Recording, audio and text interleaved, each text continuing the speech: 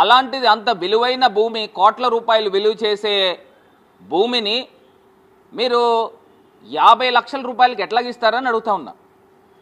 మరి ఇది కుంభకోణం కాదా అని అడుగుతా ఉన్నా. ఇంత పెద్ద భూ స్కామ్ జరుగుతూ ఉంటే మరి అసలు చీఫ్ సెక్రటరీ కూడా ఎందుకు స్పందించరండి? నాకు అర్థం కాల.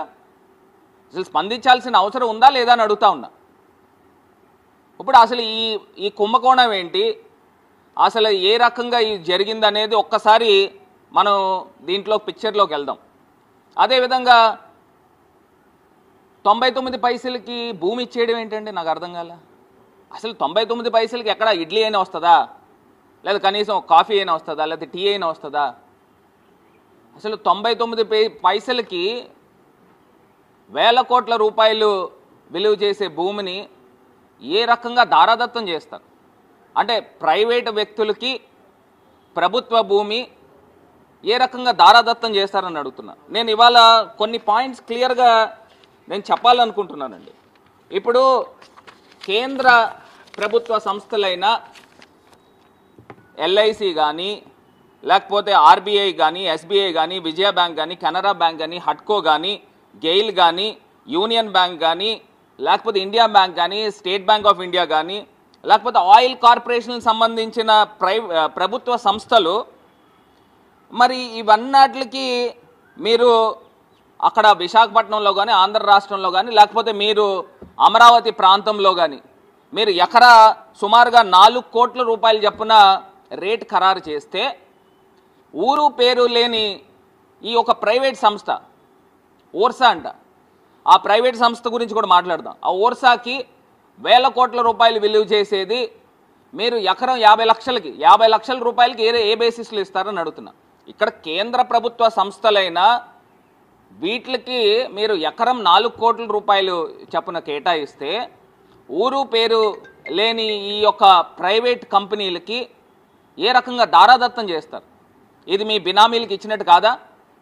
అసలు దీని చరిత్రలోకి వెళ్తే ఒక్కసారి ఇంకా ఇది కాకుండా చివరికి దేశ రక్షణ వ్యవహారాల్లో అత్యంత కీలకమైన ఇండియన్ ఆర్మీకి సైతము మీరు ఎకరం 1 కోటి రూపాయలకి కేటాయించిన సంగతి మర్చిపోబాకండి. ఇండియన్ ఆర్మీకి సంబంధించి మీరు ఎకరం 1 కోటి రూపాయలు కేటాయిస్తే, ఈ ఓర్సాకి 50 లక్షలు, అందులోనూ వేల కోట్ల రూపాయలు, సుమారుగా ఇవాళ మార్కెట్లో విలువ చూసుకుంటే 3,000 కోట్ల రూపాయలు ఆ యొక్క భూమి విలువ ఉంటుంది. దాన్ని మీరు 56 ఎకరాలు దారాదత్తం ఏ రకంగా చేస్తారని అడుగుతున్నా.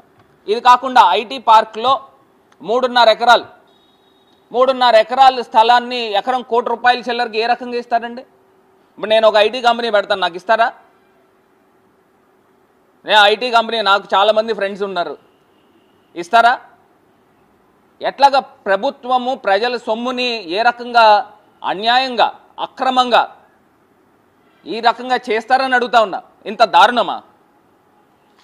అసలు ఇప్పుడు దీని యొక్క వివరాల్లోకి వెళ్తేనండి, ఈ నారా లోకేష్ గారు, అసలు ఈ ఓర్సా కంపెనీ ఎప్పుడు స్థాపించబడింది, దీనికి నారా లోకేష్ గారు ఎప్పుడు అమెరికా వెళ్ళాడు, ఈ ప్రమోటర్స్ ఎవరు, దీని గురించి కూడా ఒక్కసారి మాట్లాడదాం. ఇప్పుడు చంద్రబాబు నాయుడు గారి పుత్రుడైన ఎలక్ట్రానిక్స్ మినిస్టర్ గారు, IT electronics minister Nara Lokesh గారు 2024 అక్టోబర్లో అమెరికా వెళ్ళాడండి.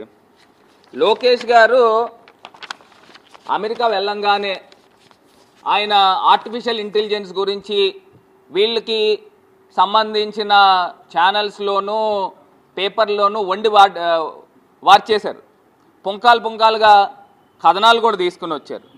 ఇక్కడ నేను చెప్పాలనుకున్న అంశం ఏంటంటే, అసలు ఈ ప్రమోటర్స్ ఎవరైతే ఈ ఓర్సాకు సంబంధించిన వ్యక్తులు ఉన్నారో, ఎవరు ఇందులో డైరెక్టర్స్, కౌశిక్ పెందుర్తి ఎవరండి, ఈ సతీష్ అబ్బారి ఎవరు, వీళ్ళకున్న ట్రాక్ రికార్డు గురించి కూడా ఒకసారి మాట్లాడదాం. ఫస్ట్ ఈ లోకేష్ గారిది కంప్లీట్ చేద్దాం.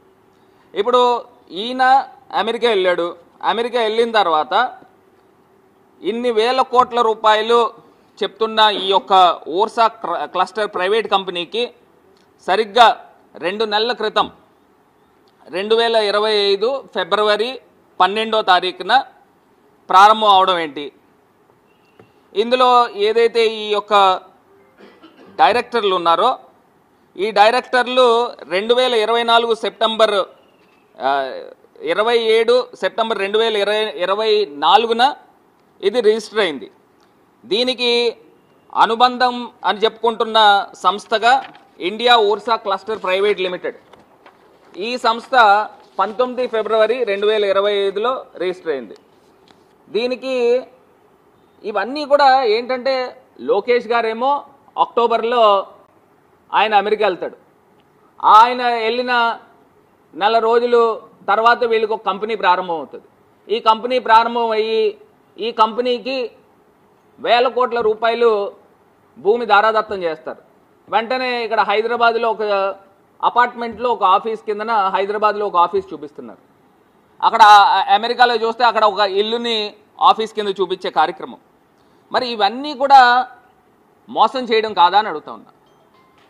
ఇంత దారుణంగా ఇంత నిస్సిగ్గుగా వ్యవహారం చేస్తూ మరి ఇంత దారుణమైన అంశం గురించి ఎందుకు ఈ ప్రభుత్వ పెద్దలు మాట్లాడట్లేదని అడుగుతున్నా.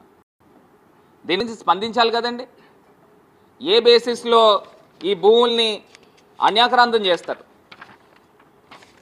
ఇది కాకుండా ఇప్పుడు మనకు అందరికీ కూడా గుర్తుండే ఉంటుంది, ఉమ్మడి రాష్ట్రంలో నారా చంద్రబాబు నాయుడు గారు ముఖ్యమంత్రి కింద ఉన్నప్పుడు ఆయన దిగిపోతూ అపధర్మ ముఖ్యమంత్రి కింద ఉన్నారు. అపధర్మ ముఖ్యమంత్రి కింద ఉన్నప్పుడు ఆయనకు అత్యంత సన్నిహితుడైన బిల్లీరావు గారికి శంషాబాద్లో 400 ఎకరాలు భూమిని ఏ రకంగా కొట్టేసే కార్యక్రమం చేశారని అడుగుతున్నారు. దీని తర్వాత అప్పుడు రాజశేఖర రెడ్డి గారు మళ్ళీ ముఖ్యమంత్రి అయిన తర్వాత ఇదేంటిది, ఇదేదో పెద్ద భారీ కుంభకోణంలో ఉంది, ఒక పక్కనేమో శంషాబాద్ ఎయిర్పోర్ట్ ఉంది, దానికి అతి సమీపంలో 400 ఎకరాలు, మరి వీళ్ళు ఏ రకంగా అంటే ఈ 400 ఎకరాలు భూమిని ఐఎంజీ భారత్కు 400 ఎకరాల భూమిని ఏ రకంగా కేటాయిస్తారని అడుగుతున్నారు. అంటే దీని తర్వాత హైకోర్టులోనూ ఏ రకంగా జ్యుడిషియల్లో ఏ రకంగా భూమిని మరి న్యాయస్థానం కాపాడిందో ఇవాళ ప్రజలు ఎవ్వరూ కూడా మర్చిపోలే.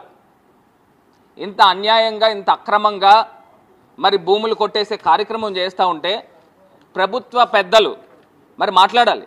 ఖచ్చితంగా మేము డిమాండ్ కూడా చేస్తూ ఉన్నాం. ఇవాళ దీనిపైన ఒక జ్యుడిషియల్ ఎంక్వైరీ జరగాలి. ఈ యొక్క భూ కుంభకోణం పైన పూర్తి స్థాయిగా సిబిఐ ఇన్వాల్వ్ కావాలి. అసలు ప్రభుత్వ సంస్థలకి మీరు ఒక ఫ్రేమ్వర్క్ పెట్టుకుని ప్రభుత్వ సంస్థలకి ఎకరం 4 కోట్ల రూపాయలు చొప్పున మీరు భూములు కేటాయిస్తే ఒక ఊరు పేరు లేని ఈ యొక్క కంపెనీలకి ఇంకో